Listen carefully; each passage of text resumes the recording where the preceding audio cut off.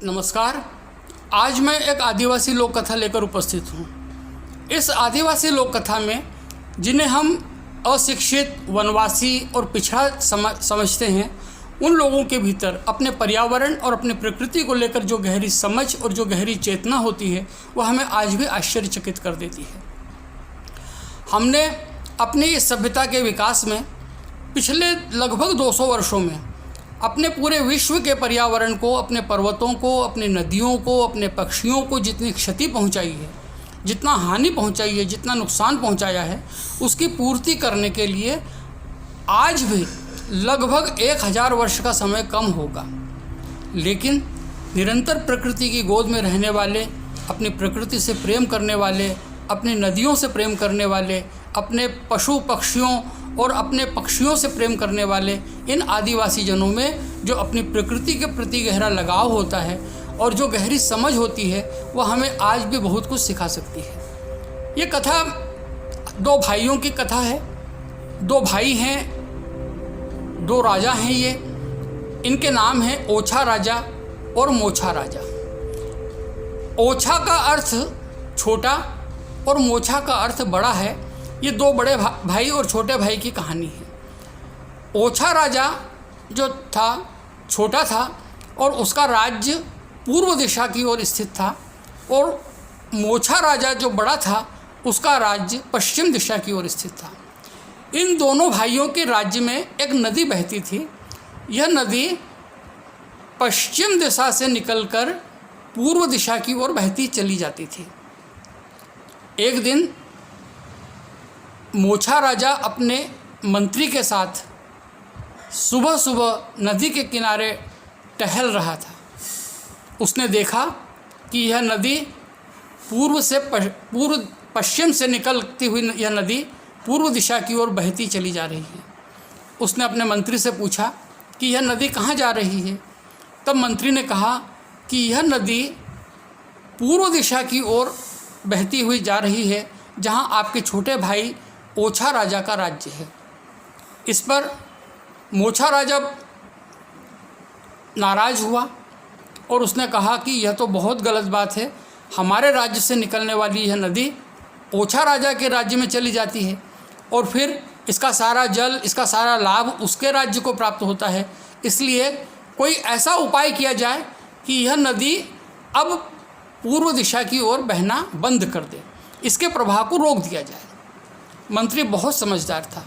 वह जानता था कि नदी के मार्ग को इस प्रकार से बाधित करना बहुत हानिकारक हो सकता है, लेकिन उस वक्त राजा के सामने इस प्रकार से कहना उचित नहीं था। इसलिए मंत्री ने मजदूरों को आदेश दिया कि वे इस नदी के प्रवाह को रोकने के लिए एक छोटा सा बांध का निर्माण शुरू कर दें। लेकिन मन ही मन मंत्री जानता था कि नदी के प्रवाह को इस प्रकार से बाधित करने से बहुत हानि होगी। इसलिए उसने एक बहुत ही अच्छा उपाय सोचा। मंत्री ने रात्रि होने से पहले जो रात्रि का प्रहरी था, राजा का महल का जो प्रहरी था, उसे बुलवाया। पहले के ज़माने में घड़ियाँ तो होती नहीं थी, इसलिए रात्रि के समय एक लोहे के घंटे पर हथौड़ी से चोट की जाती थी। हर घंटे एक एक ठोका लगाया जाता था, जिससे समय का पता चलता था। उसने प्रहरी से कहा कि आज तुम राजा के महल में ये जो लोहे का घंटा बजाते हो, इसे एक एक घंटे के बदले सिर्फ आधे आधे घंटे में ही बजा देना, लेकिन यह बात किसी को पता नहीं चलना चाहिए। अब प्रहरी ने एक एक घंटे के बजाय घंटे को आधे आधे घंटे में ही बजाना शुरू करा। इस प्रकार से आधी रात्रि होते होते ही पूरे घंटों का जो बजाना था वह पूरा हो गया और राजा की नींद खुल गई। राजा ने देखा अभी तो सिर्फ अर्धरात्रि ही हुई है, चारों ओर अंधेरा ही अंधेरा फैला हुआ है, लेकिन चूँकि पूरे 12 घंटे बज चुके थे, इसलिए उसे लगा कि सुबह हो चुकी है, लेकिन अभी तक सूर्य नहीं निकला। वह घबराया कि आज क्या बात है, सूर्य का उदय क्यों नहीं हुआ। उसने मंत्री को बुलाया और कहा, देखो रात व्यतीत हो गई लेकिन अभी तक सूर्य नहीं उदय हुआ, इसका क्या कारण हो सकता है कि आज सूर्य का उदय क्यों नहीं हुआ। इस पर मंत्री ने कहा कि आपने जो आदेश दिया है कि हमारी राज्य से निकलने वाली यह नदी पूर्व दिशा की ओर न बहे, तो उस कारण ओछा राजा को भी जब यह बात पता चली तो उसने पूर्व दिशा में, उसका राज्य स्थित है और उसने अपने पूर्व दिशा में स्थित राज्य से उगने वाले सूर्य को आपके राज्य में प्रवेश करने से रोक दिया है। जब हम हमारे पश्चिम दिशा से बहने वाली नदी को पूर्व दिशा में जाने से रोक सकते हैं, तो वह भी तो अपने राज्य से उगने वाले, पूर्व दिशा से उगने वाले सूर्य को हमारे राज्य में प्रवेश करने से रोक सकता है।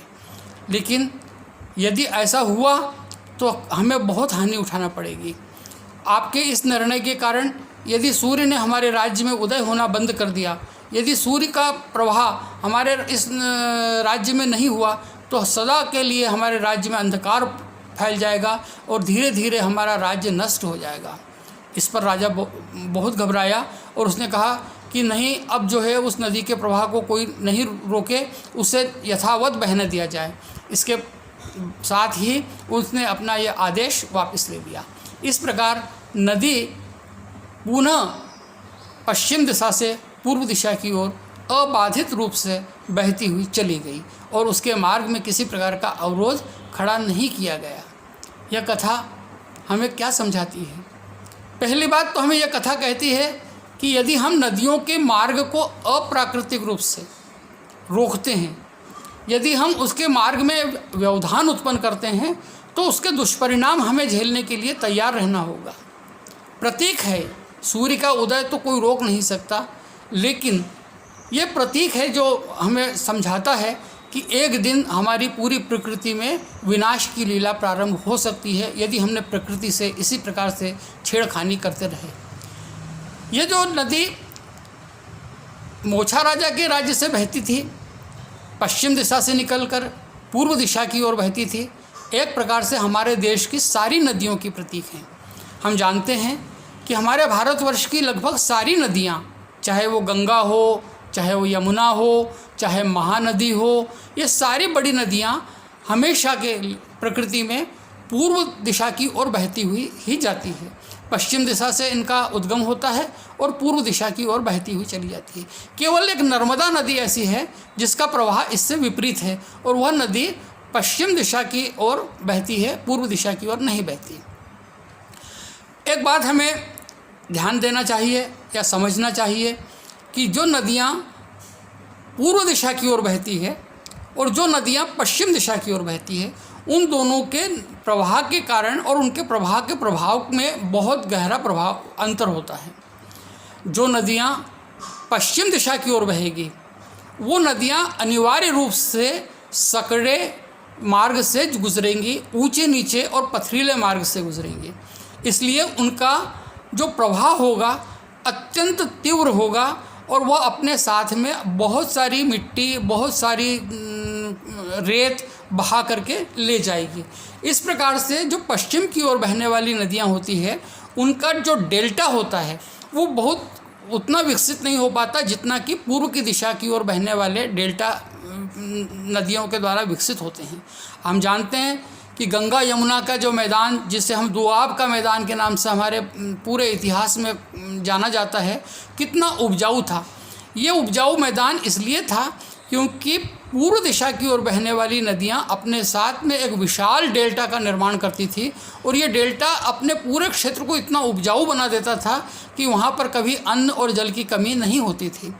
लेकिन यदि हमने इस नदियों के प्रवाह को बाधित किया, धीरे धीरे हमारे ये डेल्टा क्षेत्र भी प्रभावित होने लगेंगे और हमारी उपजाऊ भूमि भी इस प्रकार से हानि को प्राप्त होगी कि वहाँ पे फसलों का उगना और हमारे यहाँ पर जल का प्रबंधन, ये सब बुरी तरह से प्रभावित होगा। यही नहीं, इन डेल्टा क्षेत्रों के कारण जो हमारे वन हैं वे भी जो है प्रभावित होंगे और हमारे वनों का विकास भी बाधित होगा। लेकिन आदिवासी जन इस सत्य को पहचानते थे, इस बात को जानते थे। मोछा राजा के राज्य में भी इस पूर्व दिशा की ओर बहती हुई नदी ने बहुत सुंदर डेल्टा निर्माण किया था, वहाँ की भूमि को उपजाऊ बनाया था और मंत्री की चिंता यही थी कि कहीं राजा के इस गलत निर्णय के कारण हमारा यह उपजाऊ क्षेत्र बंजर न हो जाए। लेकिन राजा को समझाने का उसका अपना एक तरीका था। लोक कथा सारी प्रतीकों के माध्यम से बात करती हैं। लोक कथा में हमें चेतावनी दी जाती है, समझाइश दी जाती है कि किस प्रकार से हम अपने पर्यावरण, अपने प्रकृति और अपने नदियों को संरक्षित करें, उन्हें बचाएं और हमारे डेल्टा क्षेत्र को विकसित होने का पूरा अवसर हम प्रदान करें। इसी प्रकार से इस आदिवासी लोक कथा में एक मंत्री की समझ ने अपने क्षेत्र में होने वाली, अपने पूरे पर्यावरण की प्रकृति को और पर्यावरण, प्रकृति और नदी को होने वाली क्षति को बचा लिया। यह हमारे लिए एक बहुत ही गहरी समझ देने वाली, चेतना को विकसित करने वाली छोटी सी लोक कथा है। आज हमारे पूरे विश्व में इस गहरी समस्या से हम जूझ रहे हैं। हमारी नदियाँ, हमारे वन, हमारे पर्वत, हमारे पक्षी सभी हमारी ही कारस्तानियों के कारण आज प्रभावित हुए हैं और पूरा विश्व आज पर्यावरण की चेतना में लगा हुआ है। लेकिन फिर भी हम सभ्य समाज के लोगों के अंदर जैसी समझ, जैसी चेतना उन आदिवासी लोगों के भीतर है, वैसी आज भी विकसित नहीं हो पाई है। यह हमें गहरी चिंता में डाल देने वाली बात है और हमें चाहिए कि इन आदिवासी साहित्य में भी बिखरी हुई जो गहरी समझ और गहरी चेतना के संकेत हमें मिलते हैं, उन्हें हम ग्रहण करें, उनसे हम सीखें, उनसे हम समझ प्राप्त करें।